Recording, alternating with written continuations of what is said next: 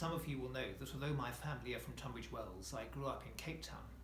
It's not something I talk about a lot, but recently I found myself thinking more about those years in relation to the Black Lives Matter movement.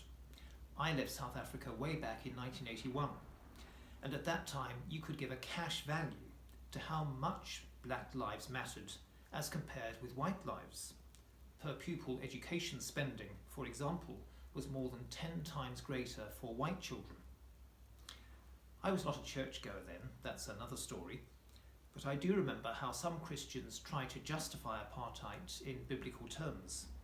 This was laughable, given that the Bible begins by affirming that all human beings are created equally in the image of God, and in its final book of Revelation speaks of God's kingdom comprising people from every tribe and language and people and nation.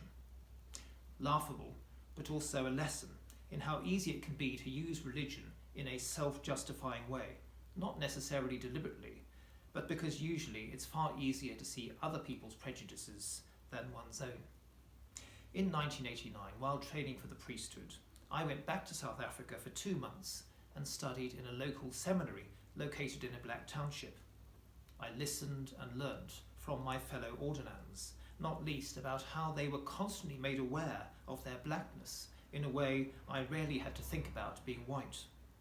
That listening and learning continues to this day. From the so-called Windrush generation, from those deeply affected by the recent death of George Floyd, and indeed from residents of Portsmouth, such as Councillor Ben Dowling, whose mother is Vietnamese, who just this week in a council debate spoke of being told to go back where you come from.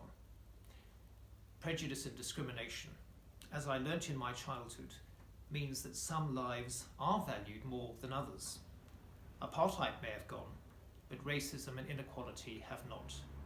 That is why it is still necessary to assert that Black Lives Matter, and for all communities, including cathedrals, to reflect on how inclusive and welcoming they really are.